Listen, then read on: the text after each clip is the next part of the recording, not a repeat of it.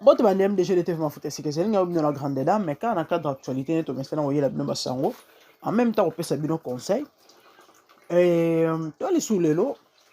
Na likambo ya bande on a biso misato na kombo ya Era Ramses et Big Zaga na Mike la Duchesse. Bande ko bazala ba master, bato bayebi, bazala ba master, mais na micho wenge za kopanzana. Et bino boy place bato bavandi mambo ezanga raté. Et yango bomoni personnellement so na yena ça l'émission o ezara parce que ndeto mesana on peut se bino conseil. To megara même ko solo là. Pe ko meka opesa conseil na ba o bayuka biso ba ozanga pete ko bénéficier. Bande on ngai avant na kota na émission lelo na lina loba na mutu moko oyo peut-être mbano liboso o kota na chaîne na biso ou encore bani ko landa il y a pas longtemps. YouTube c'est tout ce qui est actualité. Bon mon mamnyo sezo leka, mamnyo sezo salema na Congo mais ezala mingi ba mambo esala ba makelele le bruit, ba buzz, ba mambo otoko benga buzoba en même temps. Mais même na kata buzoba, on peut tirer instruction. Et on peut créer un concept na biso oyo. Dans zela na mama makelele tout ce qui est toyo kaka tout mona rototo. Et ningi sara Zahir tout ça. Biso ya to pesa na biso conseil et bato bele ba se retrouver. Bazozo ba instruction pe ezo ko aider bango. Ah oui. Ce qui na lobby et na meiko éclaircir pour toi na ça parce que il y a des gens au ba okota na ba émission na ba commentaire vraiment bazo finga makasi ya makasi. Bon, tu as dit que ma fille est allée à Aden ya ba Congolais. C'est vrai, des fois ça fait mal, mais bon, que voulez-vous? Mon nom est en éducation, à vous avez tatane na maman na été changer mon tout. Donc déjà mon to a botami a koli et pas ba bazana faciliter le ba ya maman na yo a comme tata mbima bimi mandefo. Il y a PB partout dans nzoto, même bala basi. Donc ngate mon ya ko rééduquer mon to c'est pratiquement impossible. Mais ce qui est vrai dans ma conseil il y a des gens qui se retrouvent hein. On peut comme la biso ba remercier Rabiso. Ouais, moi je dirais peut-être dans mon tour ta mususu o sepela nangate mbunjo nangate mungongo nangate to na ba conseil to na ba émission nangate ta malamu zape na yo na place ya komema masumu ya libe ya ofele. Ah oui. Na place ya komema masumu ofele parce que so inga na salu le côté. Et que ka po mam na lobo sepela nangate tu te permets à refinga ngai nimela ngadi de manière ou d'une autre. Et au buka oyo loni quoi. C'est un peu ça. Bandeko na bandeko loba. Et nous, on est là pour conseiller par rapport à tout ce qui se passe. Et likambo oya bandeko na biso personnellement et tika kinga na bandenge mo boya on a ba no ya même na conseiller. En fait, qu'est-ce qui s'est passé? Et là, on l'équipe au tchel na au tchel bino ba voice bon na au tcha mwandambo na au tcha ebelete na au tcha juste mwandambo po bo mona. Fallait peut-être une introduction pe la mega au tcha mo voice. Ouais. L'introduction pe la mega au tcha mo voice mais na souka nango quand je vais finir na on appelle mon laïté na au tcha bino ba voice pour vous en idée ce qui s'est passé. Quand on a biso no bande on a biso misato na baza ba master basola bien bazala bien. Et Era na Big Zaga on dit balega émission et pas ya Mig Nema de on a mis en France c'est journaliste na bana retourna ba mituna sur ba revenu ya TikTok pour na bato ba yebi TikTok te TikTok est un réseau le rôle YouTube et ba réseau misusu bon ez un réseau mo ez na particularité nango hein il y a un réseau mo za peut-être en bon côté par rapport à YouTube na ba réseau misusu mais bato ba préférango bato ba lingango et ana ba vitesse nango et ana impact nango ya makasi koleka donc na minute ya on peut battre record sikoyo TikTok ezala ndeni TikTok ngala zalaka na compte TikTok na vraiment na babenga on a na visibilité ya makasi. J'ai fait même pas encore un an mais na comme presque na 70 000 abonnés donc c'est pas peu de choses. Et na 70 000 wana bande ronanga so na ebisi bino mbongo na TikTok ezaka 16 livres bon ndimate. Donc TikTok bref et on a l'arrêté. Bolimbisi bandeko mais sauf que pona bato bazanet na ba bêta eza système moko je crois bato ba France na Canada gouvernement française je crois et imposa TikTok et futaka ba bato na bango mbongo malamu. Mais un système moko je sais pas trop comment ça fonctionne mais bato bana ba système betana ba se retrouver quand même par rapport à biso ba misusu ba mona na mwa ba mbongo siko elo musu epesaka mwa mbongo na TikTok eza soko sala ba direct monka nde bato basala ba émission ya direct ya live siko na émission bato bakopeso ba cadeau wana eza na sous forme ba fleur et ba image moko symbolique bakotia roza na nini na dessin ya lion wana ya mbisi soko fini chaque symbole eza na montant ya mbongo siko so oza na chance bato baokabela yo baotiela yo ba cadeau wana ose retrouve mpe na mbongo mais siko TikTok wana ba live na bandeko eumelaka ya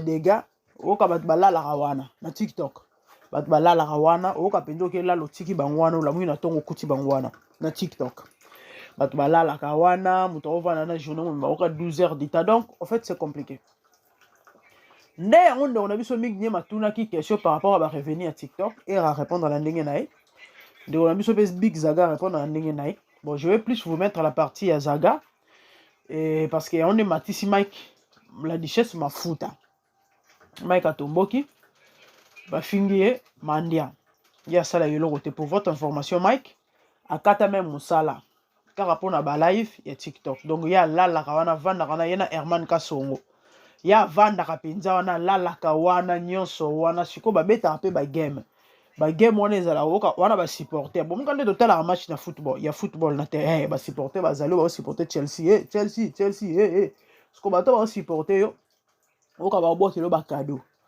sikoyo bango siko tellement base retrouvaka ekotisa bango bambongo nde toyoki pare bakata misala basalaka so misala te e bakoma kaka TikTok nini bagame na bango wana po ifo tepesaka bango bambongo nde réponse ya Big Zaga bokoyoka ndenge azoexplike emati Mike Duchesse mafuta Zaire eziki wenge epanzani bambisi oyo elobaka nango lite ya kanda ebale ekauki bambisi ya minene babimi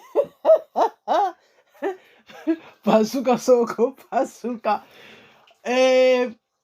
naotiela bino ba voice mais pourquoi nga nasali émission avant natia ba voice naolobelo moko bible eloba bible ezoloba na bande lisusu bible ezoloba nde omona bacommentaire afingi ngai abi musana nga olobela bavi ya bato nga moko vi na ngai ya salite mokoni na koexpose yango kaka kombo ya nzambe na monoko na nga siko nayebi te yo olingi papa nga natanga kombo ya nani ya satana nayebi te so natanga kombo ya nani parce que nga nayebi kaka nzambe donc je pas le choix na kombo mosusu ya kotanga te yango omoni na basitation na ngai je ne cite que nzambe bible yesu parce que moi au fait vi na nga bonzambe na bonzambe nzambe na nzambe donc c'est pratiquement impossible ala lobela makambo mosusu si ce n'est ya nzambe bandeko na nga bible eloba celui qui a beaucoup d'amis les a pour son malheur nasali constant moko nde eloko mpenza epuse nga nasala émission nasali constant moko bandeko na ngai réseaux sociaux boomona esangisi bato na ndenge asali te réseaux sociaux bozomona koyebana na bato kosala connaissance ya mabe te mais congolais azangaka te abizaka kaka vous le savez sikoyo toyebi comment est-ce que nous le congolais pardon fonctionnons mais ya maana ya pasi ezaki bato bakomprenaka kaka te réseaux sociaux esangisi bato c'est vrai on a des amis ngana na YouTube neyala bandeko oyo tosala bango mosala oyo tosolaka na bango bien tozalaka na bango bien ok soki ana émission abengi nga na koteli ye soki na émission akoteli ngai mais y a des gens oyo bakendaka au-delà ya balimite bandeko na ngai base familiarisaka kaka boye te réseaux sociaux bato bakoma kose familiarise on dirait soki mais lobi bomona bango wana na balive koswana ya ndengo wana na balive ya TikTok bandeko bayebi oyo bakotaka TikTok do balive moko eleka na batiktok vous n'avez pas l'idée koswana ya kofinga na makambo ya salite ya kobimisa baintimité na bavie caché na bavie secret pourquoi kose familiariser moto bo boye bokutani na yo wana bokomi bamasa akomi ndeko na yo makopine elie elengai bokomobeta na bamasolo basecret misu bamabale ezokopanza na bandeko pourquoi parce que moi ça libala mabeti sa libanda siko master na yebi et indi entre bango pa aya fungoli apeli si live écoute ndeza boninga zana mushodo na ndinga mokete mushanda tala kuta yana kobetisa libanda moto epeli par exemple au fait nde bande obolimbisa ngai je suis grippé nde eloko etindi ngai na kopesi na kosala émission kana conseil bandeko na ngai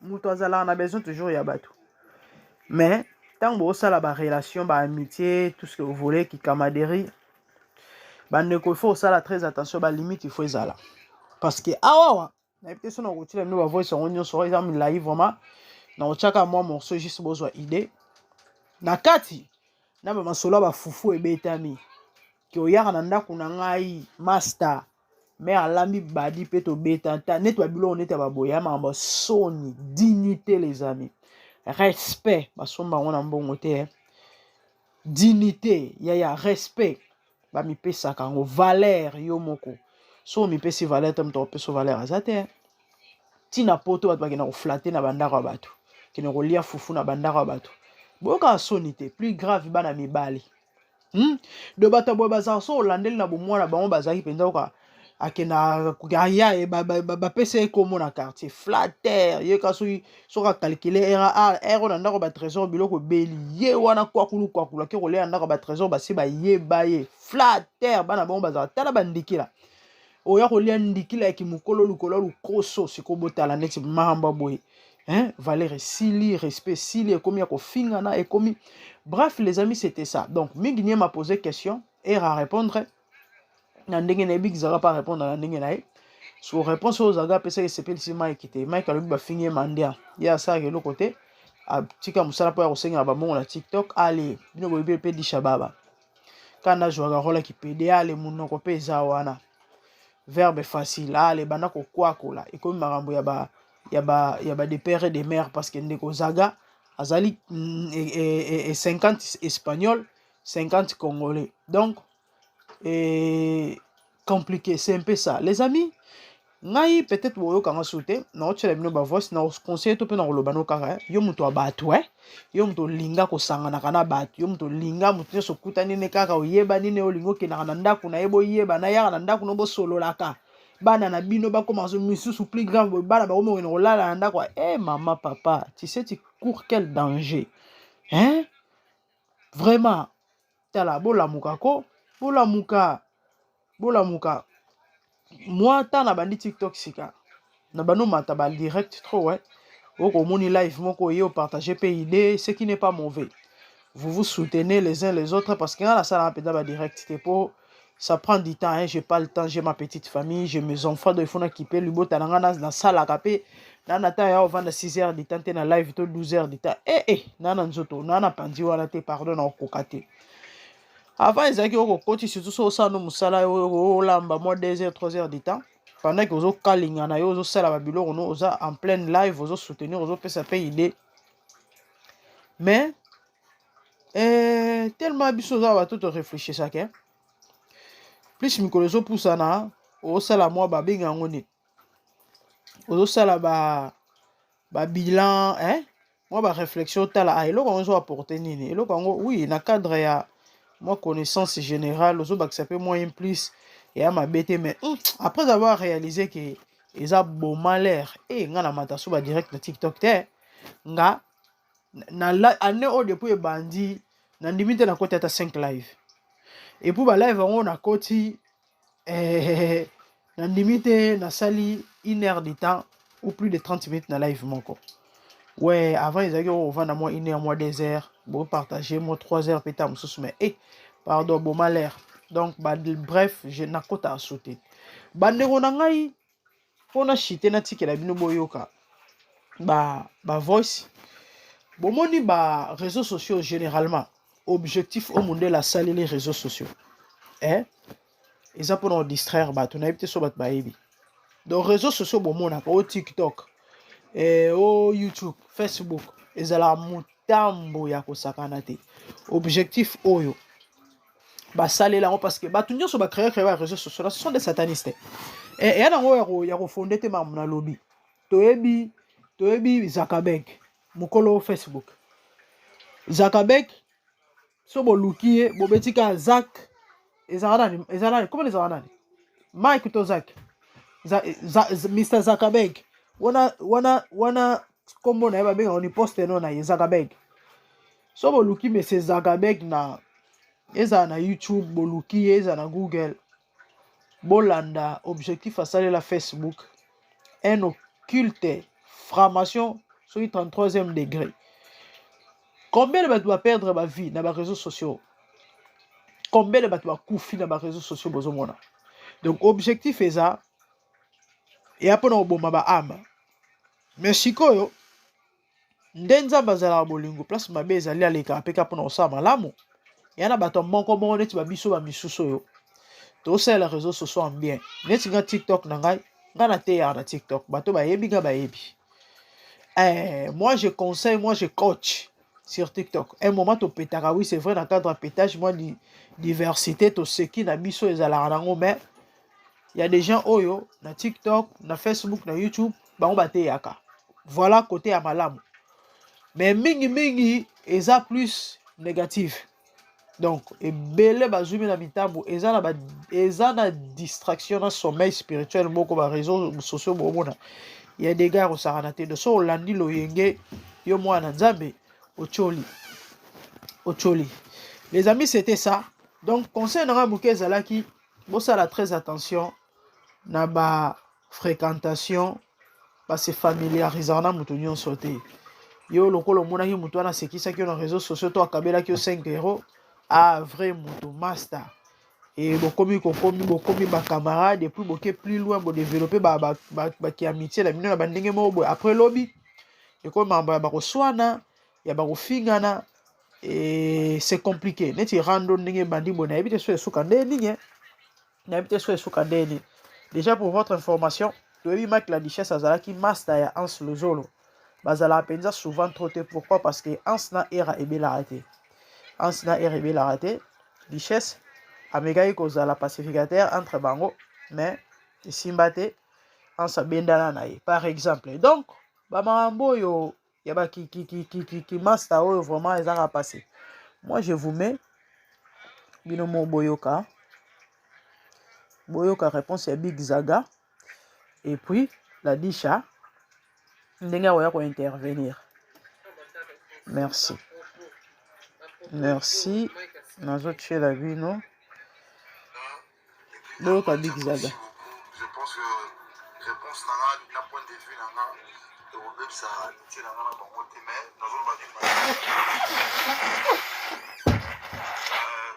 ça reste une application.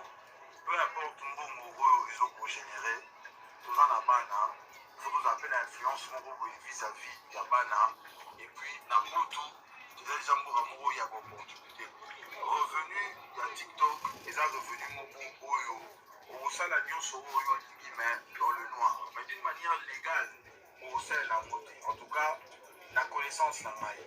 Parce que j'ai quand même reçu un cadeau, si j'assiste, ceux qui n'ont assisté dans la live, il y a ma Herab, ou encore là, au moins on t'a retiré la fleur et tout ça. Et au il y a un compte, il y a PayPal, après, on a récupéré un mot.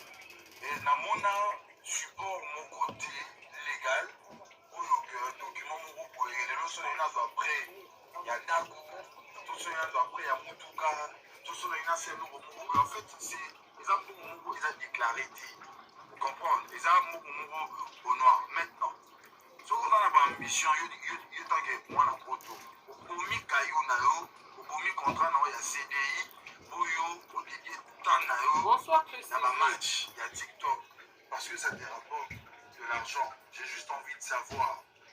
Il faut moins créer moi structure pour la banne. On a besoin de payer. Voilà. Vous appelez un système. Moi, crédit, moi, je suis très souvent contre Bato Bazo.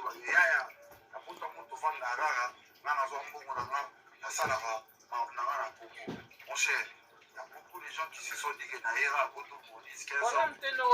Bozo, Kandenge, on a vu ça Zoloba. En fait, lui parle plus par rapport à la retraite. Et Bino Boyebi Poto Ndenge Zali. Donc, je sais pas en quoi il a mal parlé, mais bon. Mais bon. Et to continue koyoka ye bon toujours ka nini kanda ya Mike la Duchesse.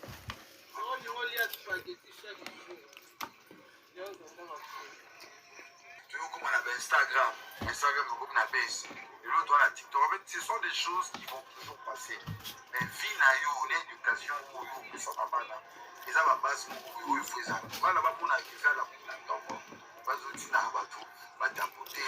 On en fleur, on les a bouqués. Tu transmets quoi à tes enfants? Bozoyoka. Bozoyoka.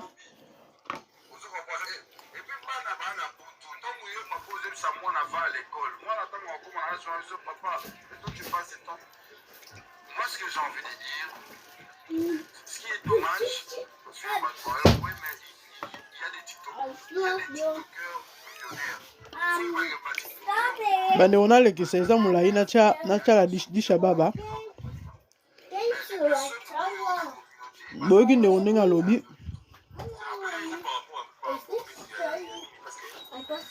Alobi. Ah, pardon. Il faut aussi se dire que j'ai une vie de famille, j'ai mon foyer, il faut un peu. Moi, j'ai fait ça pendant les confinements. Moi, j'ai fait sur Instagram pendant les confinements. Mais les longs maïs, les longs tu vois, comme la fait, voilà, justement, on le fout pour des. On a fait un caillou, on a zonné la caillou, on a zonné la caillou, on a la cuisine, on a la CDI, on a mais. Je sais aussi que vous expliquez sur le avantage mon cher, oui, le fait que donc ce sont déjà blessés en fait. Moi, tu m'as bénéfique, j'ai dans le béléol. Ce qui est bon, nous savons toujours ça là. Tout est travail. Na walingana tshela bino Mike la Duchesse kota katani wana na tshela disha baba ndenge katani. Oh là là.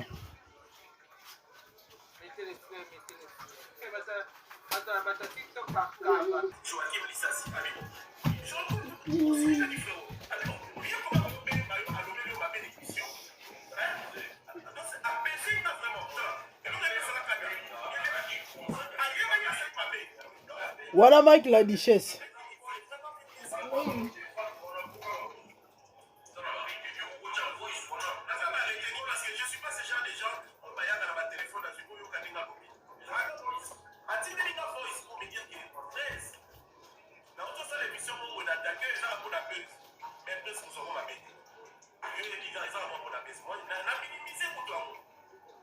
C'est pas grave, moi maintenant mon baiser pas grave. Mais je savais pas qu'elle a touché, il a touché à ma femme.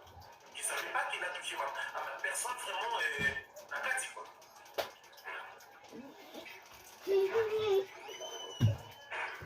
Wana disha baba bandeko.